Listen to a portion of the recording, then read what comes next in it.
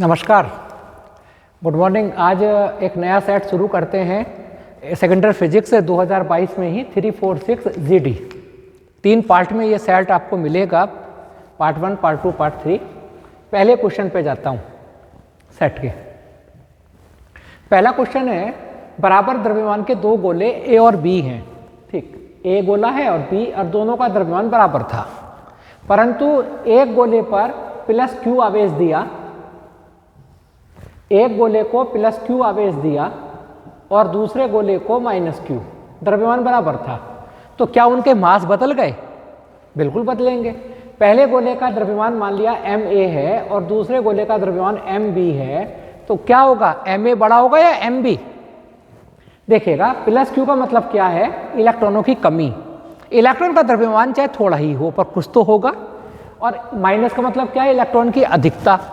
यानी यहाँ पर ए का द्रव्यमान कम हो गया थोड़ा सा और बी का द्रव्यमान थोड़ा सा बड़ा हो गया, तो ये इसका आंसर होगा।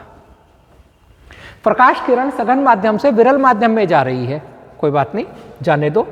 सघन से विरल में तो जाएगी ही, तो क्या होगा? तो उसने पूछा कि यदि आपतन कोण क्रांतिक कोण के बराबर है तब अपवर्तन कोण का मान कितना होगा? आपको याद है, जब कोई प्रकाश किरण सघन माध्यम से विरल माध्यम में जाती है, जैसे ही प्रवेश करती है प्रकाश किरण सघन माध्यम से विरल माध्यम में, तो वो अभिलंब से दूर जाती है, ये है ना। और आपतन कोण पर भी निर्भर करती है ये किरण। जब हम आपतन कोण का मान बढ़ाते हैं तो क्या होगा? आपतन कोण का मान बढ़ाने पर क्या होगा? ये वैल्यू, ये परावर्तित जो अपवर्तित किरण है, ये ज़्यादा दूर होती चली जाएगी, दूर होती चली जाएगी। और जब आपतन कोण का मान क्रांतिक कोण के बराबर होता है, तब क्या होगा? जब आपतन कोण का मान क्रांतिक कोण के बराबर होता है तो यह किरण इस प्रकार जाती है, इधर को 90 डिग्री पर। अपवर्तन कोण का मान 90 डिग्री हो जाता है क्रांतिक कोण पर, तब इसका आंसर है 90 डिग्री। और अगर हम क्या करेंगे, आपतन कोण का मान अगर क्रांतिक कोण से बड़ा होता है, आपतन कोण का मान क्रांतिक कोण से बड़ा होगा, तो प्रकाश किरण उसी माध्यम में लौट आती है, और इस घटना को कहते थे पूर्ण आंतरिक परावर्तन। दरार का चमकना, ये सब पूर्ण आंतरिक परावर्तन के एग्जाम्पल हैं। अगला क्वेश्चन मैं लेता हूं, ये आप देखिएगा क्वेश्चन को, अगले को। ये कहा, हाइड्रोजन परमाणु के वर्ण क्रम में प्राप्त पाश्चन श्रेणी की वर्ण रेखाओं का न्यूनतम तरंगदैर्घ्य होगा। न्यूनतम तरंगदैर्घ्य किसका होता है? पाश्चन। याद है पाश्चन श्रेणी के लिए क्या था? अभी पिछले सेट में मैंने खुद बनाया था। जब कोई प्रकाश, जब इलेक्ट्रॉन का संक्रमण किसी भी उच्च ऊर्जा स्तर से तीसरे ऊर्जा स्तर में होता है, तब जो श्रेणी बनती है उसे पाश्चन श्रेणी कहते हैं। यह पाश्चन की पहली रेखा है, और अंतिम रेखा कहां से आएगी? अनंत से। यानी पाश्चन की जो अगर तीसरी रेखा की बात करूंगा तो अनंत से तीसरे पर आना है, अनंत से तीसरे पर आना है। और न्यूनतम तरंगदैर्घ्य पूछी है, तो न्यूनतम तरंगदैर्घ्य तो अंतिम रेखा की होगी, है ना। और सबसे बड़ी तरंगदैर्घ्य पहली रेखा की।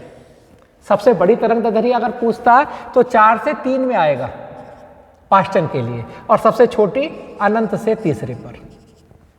तरंगदैर्घ्य का फॉर्मूला पता है? 1/λ बराबर r, 1/n1 का वर्ग माइनस 1/n2 का वर्ग। 1/λ बराबर r, 1/3 का वर्ग 9 माइनस 1/अनंत, यानी 1/λ बराबर आया r/9, और लैम्डा की वैल्यू आ गई 9/r। वैल्यू भी पूछ सकता है आपसे, r के टर्म्स में ना पूछे तो r की वैल्यू 1.09 × 10⁻7, ये इस प्रकार के क्वेश्चन बन जाते हैं। तो ये आपका आ गया यहाँ पर। चौथा क्वेश्चन है, किसी धातु का कार्यफलन 4 इलेक्ट्रॉन वोल्ट है। ठीक है जी, एक धातु है और उस धातु का कार्यफलन 4 इलेक्ट्रॉन वोल्ट है। सीधा सा मतलब है कि उस धातु पर अगर मैं 4 इलेक्ट्रॉन वोल्ट का प्रकाश डालूंगा, फोटान डालूंगा, तब उस धातु से प्रकाश इलेक्ट्रॉन बाहर निकलने के लिए तैयार हो जाएगा। गतिज ऊर्जा तो नहीं मिलेगी उसे, गतिज ऊर्जा मिलेगी। अगर मैं 5 इलेक्ट्रॉन वोल्ट का डालूंगा तो क्या होगा? एक फोटान डाल दिया जी हमने, और एक फोटान अपनी ऊर्जा 1 इलेक्ट्रॉन को दे देता है, अपने अस्तित्व को समाप्त कर लेता है। अगर मैं 5 इलेक्ट्रॉन वोल्ट का डालूंगा तो क्या होगा? 4 इलेक्ट्रॉन वोल्ट बाहर निकालने में इलेक्ट्रॉन को और 1 इलेक्ट्रॉन वोल्ट की गतिज ऊर्जा मिलेगी। यही तो बात होगी ना। अब उसने क्या कहा, शून्य गतिज ऊर्जा के इलेक्ट्रॉन को निकालने के लिए आवश्यक विकिरण की तरंगदैर्ध्य ज्ञात कीजिए। ठीक है जी, आप समझ ही गए होंगे। शून्य का निकालने के लिए तो क्या होगा, 4 का ही प्रकाश डालेंगे ना, जब भी तो एच न्यू बराबर क्या होगा, W प्लस ई के, और एच न्यू बराबर W प्लस 0, न्यू की जगह C बटे लैम्डा बराबर W, लैम्डा बराबर एच सी बटे W। एक शॉर्टकट याद है, मैंने बताया था पिछले सेट में भी, या तो आप h का c का वैल्यू रखो, h की वैल्यू 6.6 इंटू 10 की पावर माइनस 34, c की वैल्यू 3 इंटू 10 की पावर 8, W इलेक्ट्रॉन वोल्ट है, उसे जूल बनाओ। यह एक शॉर्टकट बताया था मैंने, 1 2 3 7 5 डायरेक्ट W, और W भी इलेक्ट्रॉन वोल्ट में। एक और फायदा, W भी काहे में, इलेक्ट्रॉन वोल्ट में, और आंसर काहे में आएगा, एंगस्ट्रॉम में, आंसर भी एंगस्ट्रॉम में आएगा। तो ये भी एक बहुत अच्छा एक शॉर्टकट होता है हमेशा, और इस शॉर्टकट की मैं बात करता हूँ, और इसके लिए मैं आपको इस वजह से बार बार ये बताता हूँ कि आप इसे शॉर्ट पे यूज कर सकते हैं। तो लैम्डा 2 बराबर 1 2 3 द्वारा लिख देते हैं, 1 2 3 7 5 बटा 4, और 4 से जब आप भाग करेंगे तो आपको डायरेक्ट भटकने की जरूरत नहीं होगी। देखो 1700 एंगस्ट्रॉम, 1550, 3108, 750, जब 4 से भाग करोगे 4 या 12, तो ये 3108 ही इसका आंसर आएगा। तो मुझे हल करने की जरूरत नहीं पड़ेगी शॉर्टकट के हिसाब से, उसमें ज़्यादा समय लग जाता है। विद्युत चुंबकीय तरंग पीछा नहीं छोड़ रहा है। आज चौथा सेट आ गया मेरा, चारों सेट में विद्युत चुंबकीय तरंग का कोई ना कोई क्वेश्चन है। अब विद्युत चुंबकीय तरंग के बारे में मैंने आपको बताया था, आपको याद होगा, शायद उसमें मैंने ये भी कहा था कि आप ये देखो कि क्या होता है विद्युत चुंबकीय तरंग, कि जब कोई तरंग किसी तार में प्रवाहित हो रही है, धारा उस तार में ऊंची आवृत्ति की धारा प्रवाहित होती है, तो तार में जो ऊर्जा होती है वो तरंग के रूप में आगे चलती है, और उस तरंग को विद्युत चुंबकीय तरंग कहते हैं। और विद्युत चुंबकीय तरंग में मैंने बताया था, तरंग के चलने की जो दिशा है, और वैद्युत क्षेत्र है, और चुंबकीय क्षेत्र है, वो तीनों परस्पर लंबवत होते हैं, है ना। और लंबवत में जो दिशा होगी, जो v की दिशा होगी, वो क्या होगी, v की दिशा जो होगी वो e की दिशा और b की दिशा के लंबवत होगी। आपको याद है, एक मैथ में भी क्वेश्चन आता है कभी कभी, यार फिजिक्स में तो आता ही है, कि a क्रॉस b की दिशा क्या है, a cross b vector a और वेक्टर b दोनों के लंबवत होगा। तो वेक्टर v की दिशा क्या होगी, vector e cross vector b की दिशा। ये इसका आंसर है, vector E cross vector B द्वारा। आवेश Q एक समान चुंबकीय क्षेत्र में समांतर गति कर रहा है, समांतर वेग से गति कर रहा है, आवेश पर लगने वाला बल क्या होगा। गतिमान आवेश पर लगने वाले बल का फॉर्मूला होता है F बराबर QVB साइन थीटा, गतिमान आवेश पर बल। चूंकि समांतर गति कर रहा है तो F बराबर साइन QVB साइन 0, साइन 0 की वैल्यू 0 होती है, बल 0 हो जाएगा। उसका पथ भी पूछ सकता है, जब किसी आवेशित कण पर बल 0 लगता है तो उसका पथ रेखीय होगा। कैसा होगा, रेखीय। ठीक, आगे चलते हैं। दूसरा क्वेश्चन, इसमें तो आपको एम्पेयर का परिपथ नियम, वैद्युत द्विध्रुव आघूर्ण का सूत्र, ये तो सब हो गया है ना आपका। देखो ये बार बार डी ब्रॉगली और विद्युत चुंबकीय तरंग बार बार आ रहा है। इसी प्रकार जैसे जैसे क्वेश्चन सेट होते चले जाएंगे, मैं आपको 20 सेट कराऊंगा और 3 सेट अपने बनाए हुए कराऊंगा बाद में, जिसमें उम्मीद रखूंगा कि आपके फिजिक्स में कम से कम थ्योरी में 70/70 आ जाए, और उसके साथ साथ आपको नॉलेज भी मिले, बेसिक चीज़ें मिलें, जिससे जो आगे आने वाले एग्जाम्स आपके हैं, चाहे नीट का या इंजीनियरिंग के संबंधित हो या कहीं और, तो आपको साइंस क्लियर हो जाए। डी ब्रॉगली तरंग बार बार आ रही है ना, तो क्या कहा, एक प्रोटॉन और एक अल्फा कण समान वेग से, किसी क्वेश्चन में समान वेग, कहीं कहीं क्वेश्चन में आ जाता है समान विभवांतर भी, तो सावधान रहना, समान वेग और समान विभवांतर में बड़ा अंतर आ जाएगा। इनसे संबद्ध डी ब्रॉगली तरंगदैर्ध्य में संबंध ज्ञात कीजिए। बहुत अच्छा क्वेश्चन। प्रोटॉन का सिंबल याद है, प्रोटॉन का सिंबल होता है H11। अल्फा कण का हीलियम परमाणु का नाभिक He24। जो नीचे की 2 संख्याएं ये लिखी हैं, ये आवेश के अनुपात को व्यक्त करेंगी। किस अनुपात को, आवेश। और ऊपर की जो संख्याएं हैं ये द्रव्यमान के अनुपात को व्यक्त करती है। यानी आवेशों का अनुपात क्या है, 1:2, Q1 बराबर Q और Q2 बराबर 2Q। द्रव्यमान का अनुपात क्या होगा, m1 बराबर m और m2 बराबर 4m। वेग समान है। मैं वेग पर क्यों ध्यान दे रहा हूं बार बार? वेग देखो उसने खुद ही कहा, मैं थोड़ी कह रहा हूं, ये लिखा है, ये रहा, समान वेग से। और इसी को वेग के लिए मैं अभी जोर क्यों दे रहा हूं, मैं इसे अभी बताता हूं। डी ब्रॉगली तरंग दैर्ध्य का फॉर्मूला होता है लैम्डा बराबर h बटे एम वी, है ना, h बटे एम वी। डी ब्रॉगली तरंग दैर्ध्य का फॉर्मूला यहाँ होता है, दोनों का आवेश अलग, दोनों का द्रव्यमान अलग, पर इसमें तो द्रव्यमान, इसमें तो आवेश है ही नहीं। वेग समान है, कांस्टेंट, h कांस्टेंट होता ही है, खानदानी कांस्टेंट है। तो लैम्डा प्रोपोर्शनल 1/m, और यहाँ फॉर्मूला आता है lambda 1/λ2 is equal to m2/m1। m2 की जगह आपका आया 4m और m1 की जगह m, और ये 4 आ गया इसका आंसर। तो लैम्डा 1/λ2 की जो वैल्यू पूछी थी वो 4 आया, 4:1। इसी क्वेश्चन में अगर समान वेग की जगह समान विभवांतर हो जाता, क्या हो जाता? ये समान वेग ना होके यहाँ लिखा जाता समान विभवांतर। मैं उस चीज को क्यों आपको कह रहा हूं, क्योंकि हम कभी कभी आंसर रट लेते हैं, ऐसा होना नहीं चाहिए, बात समझ में आनी चाहिए आपको। और अगर समझोगे नहीं तो प्रॉब्लम होगी।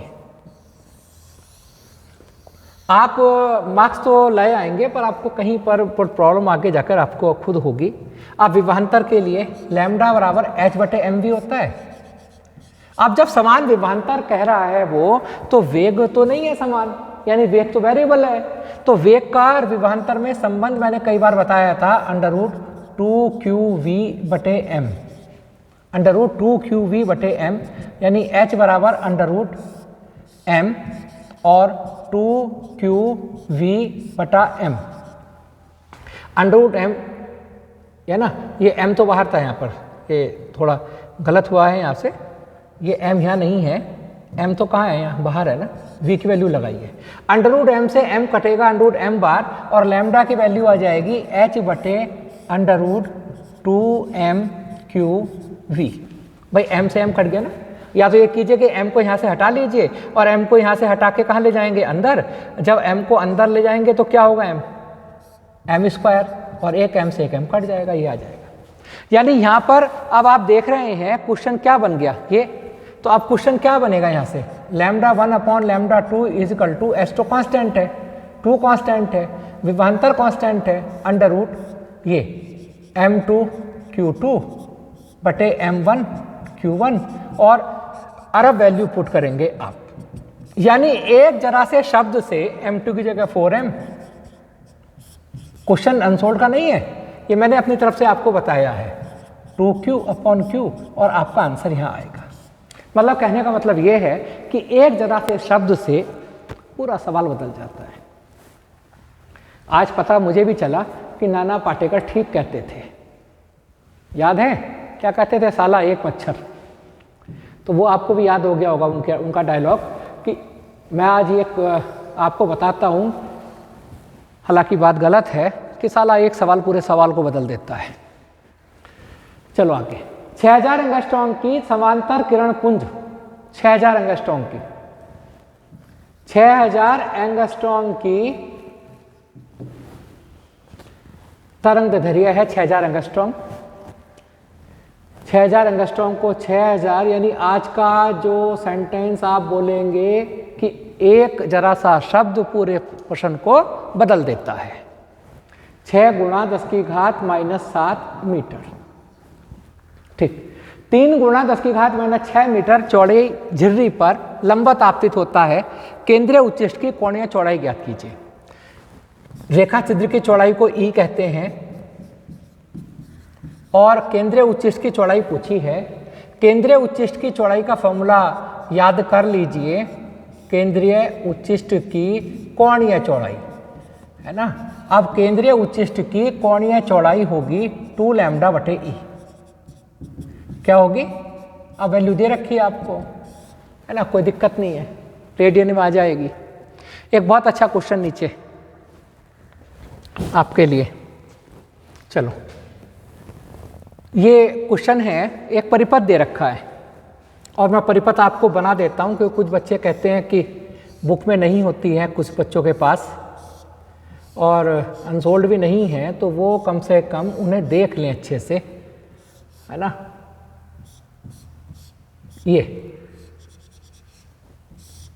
ये 3 ओम है, ये D2 है, ये D1 है और ये 5 ओम। 3 ओम में धारा पूछी है। देखो बच्चों, मैं हमेशा एक बात कहता हूं यहां से, जब धारा पूछी जाती है डायोड में, जो ये बड़ा डंडा है ये P है और जो स्मॉल है, ये जो ट्रायंगल है वो P है और जो स्मॉल लेटर है वो N है। ये मतलब ये देखिए आप, ये P है ट्रायंगल और डंडा जो है N है।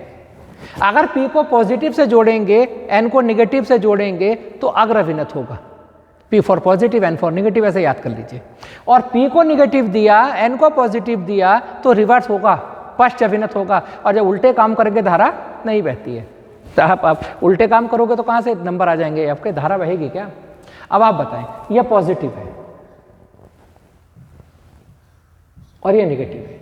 अब इस पॉजिटिव से, अब आप देखेंगे इस पॉजिटिव से क्या है, इस पॉजिटिव से निगेटिव जुड़ा है, यहाँ N जुड़ा है N, और इस निगेटिव से पॉजिटिव, यानी ये तो पश्च अभिनत हो गया। तो डायोड D1 में धारा क्या हो गई, 0 हो गई। इसका मतलब है जो भी धारा जा रही है, अब यहाँ देखो यहाँ क्या किया, P को पॉजिटिव किया और N को निगेटिव, ये अग्रविनत हो गया, इसमें धारा बहेगी। यानी बीच वाले तार में तो बेकार है, धारा बिल्कुल 0 है, इसे मतलब ही नहीं होता है यहाँ पर, तो इसे हम हटा देते हैं, ये धारा इसमें 0, डायोड D1 में धारा 0। अब धारा कहाँ है जी, अब आप बताएं क्या होगा। सर्किट सिंपल सा बन गया।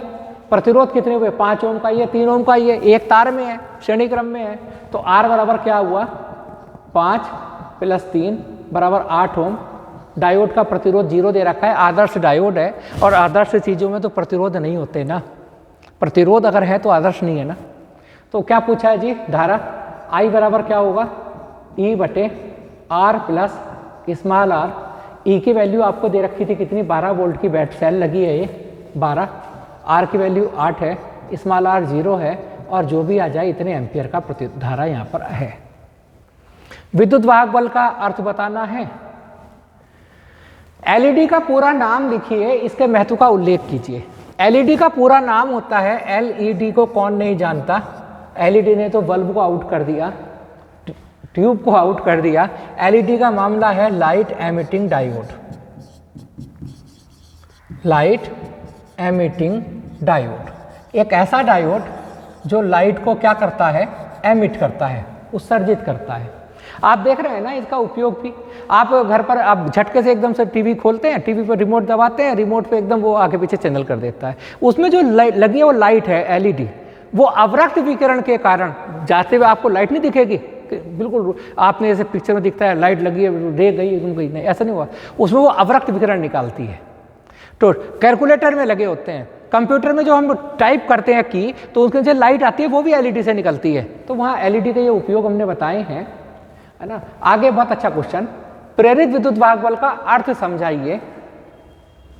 10 हेनरी प्रेरकत्व और 10 ओम प्रतिरोध। चलो प्रेरित विद्युत वाहक बल का अर्थ आपको बताते हैं। जब किसी कुंडली में बहने वाली धारा में असलियत में क्या है कि चुंबक है कोई, है ना, और उसमें क्या है, आपेक्षिक गति हो रही है कुंडली और चुंबक के बीच। जब किसी कुंडली और चुंबक के बीच आपेक्षिक गति होती है तो क्या होगा जी, जब किसी कुंडली और चुंबक के बीच आपेक्षिक गति होती है तो कुंडली से जो जुड़ा हुआ चुंबकीय फ्लक्स है उसमें परिवर्तन होने लगता है। आपेक्षिक गति जान रहे हैं, जैसे बोर्ड के बीच में, बोर्ड के पास जा रहा हूँ, या मैं खड़ा हो जाऊँ बोर्ड मेरे पास आ जाए, या हम दोनों एक दूसरे के पास आए बोर्डर में, या हम दोनों दूर जा रहे हैं, तो आपेक्षिक गति। तो कुंडली, एक कुंडली है और एक चुंबक है, धारावाही कुंडली और चुंबक, उसके बीच आपेक्षिक गति हो रही है, तो कुंडली से बद्ध चुंबकीय फ्लक्स में परिवर्तन होने लगता है। कुंडली में एक विद्युत वाहक बल उत्पन्न हो जाता है और उस विद्युत वाहक बल को प्रेरित विद्युत वाहक बल कहा जाता है। 10 हेनरी की कुंडली है, प्रेरकत्व है 10 हेनरी, L बराबर 10 हेनरी। हेनरी प्रेरकत्व का मात्रक होता है, पूछा भी जाता है। 10 ओम प्रतिरोध की एक कुंडली है, 15 वोल्ट की बैटरी से जुड़ी है, 15 वोल्ट बैटरी जो है वो 15 वोल्ट की है, और 15 वोल्ट की बैटरी, उसे विद्युत वाहक बल भी कह सकते हैं ई। 0.1 सेकंड का समय लगता है जब कुंडली को हम दबाते हैं, तो 0.1 सेकंड तक उसे प्रेस करते हैं, विद्युत वाहक बल की गणना करनी है। बहुत अच्छा क्वेश्चन है। अब देखो 0.1 सेकंड तक दबाया, एक छोटा सा अंतराल है, उसे मैं डेल्टा टी या डी टी कह सकता हूं, डी टी भी कह सकता हूं, डेल्टा टी भी कह सकता हूं, 0.1 सेकंड। ठीक, 0.1 सेकंड तक दबाया, धारा में कितना परिवर्तन हुआ उसकी बात मैं करता हूं। धारा का फॉर्मूला होता है V बराबर आई आर, आई बराबर V बटे आर। V की वैल्यू आपको 15 वोल्ट का हमने यहां लगाया था, प्रतिरोध है आपका 10 ओम का, तो 1.5 एम्पियर का धारा का परिवर्तन हुआ। यानी धारा में जो परिवर्तन हुआ उसे डी आई या डी टी कुछ भी कह लो, वो 0 से 15 हो गई, दबते के साथ 1.5 एम्पियर हो गया। ठीक, अब एक फॉर्मूला बेटा याद कर लेना, E बराबर होता है L डी आई बटे डी टी। E बराबर L डी आई बटे डी टी। L आपको या L बराबर आपको ऐसे भी याद हो सकता है L upon D I, E upon D I upon D T. ये वैल्यू पुट कर देंगे, आपका आंसर आ जाएगा। आगे, धारा का वर्गमध्य मूल मान किसे कहते हैं, और वर्गमध्य मूल मान और शिखर मान में संबंध लिखिए खाली एक नंबर में। धारा का जो शिखर मान होता है वो धारा के वर्गमध्य मूल मान का √2 गुना होता है। धारा का जो वर्गमध्य मूल शिखर मान होता है वो धारा के वर्गमध्य मूल मान का क्या होता है, √2 गुना होता है। आपको एक बात और बता दें, जब आप इसके न्यूमेरिकल आज बाई चांस नहीं आया, जब किसी परिपथ में आया ना न्यूमेरिकल में, किसी परिपथ में 5 एम्पियर धारा बहती है, तो वो 5 एम्पियर क्या है, धारा का वर्गमध्य मूल मान। परिभाषा नहीं बता रहे हैं, संख्या जिसे पहचान जाओ। कोई कहता है किसी परिपथ में बहने वाली धारा को एमीटर 5 एम्पियर पढ़ता है, एमीटर जो पढ़ता है वो धारा का वर्गमध्य मूल मान। जो किसी परिपथ में 4 एम्पियर धारा बहती है वो धारा का वर्गमध्य मूल मान। यानी पहचान बता रहे हैं कि धारा का वर्गमध्य मूल मान और शिखर मान, इनके ऊपर इतने ज़्यादा क्वेश्चन आते हैं, शॉर्ट क्वेश्चन। I0 बराबर √2 IRMS। तो जो एमीटर पढ़ता है वो वर्गमध्य मूल मान, जो वोल्टमीटर पढ़ता है वो वर्गमध्य मूल मान, जो बहता है वो वर्गमध्य मूल मान। कोई कहे ना किसी परिपथ में 4 एम्पियर धारा बहती है, तो धारा का शिखर मान नहीं बहती, धारा का वर्गमध्य मूल मान बहती है। बात समझे ना। जैसे भी मुजफ्फरनगर में बहना, जैसे है ना, अब गुरुजी ने कहा, एक गुरुजी पढ़ा रहे थे कि किसी परिपथ में 5 एम्पियर धारा बहती है। बच्चों से पूछा, एक बच्चा बोला, कोई अधिकतर में कोई ना स्त्रीलिंग पुल्लिंग बदल के भी बोल देते हैं, धारा बहता है, किसी परिपथ में 5 एम्पियर धारा बहता है। एक मुजफ्फरनगर का भी हम जैसा बैठा होगा, उसने कहा गुरुजी ना धारा गंगा या धारा बहती नहीं, ना बहती है ना बहता है, धारा तो बह वो। तो इस बात पर ध्यान मत देना, बात इस बात पर देना कि अगर कोई परिपथ में धारा है तो वो धारा का वर्गमध्य मूल मान है। अगला क्वेश्चन अगले सेट में मिलेंगे। Thank you. चल भाई।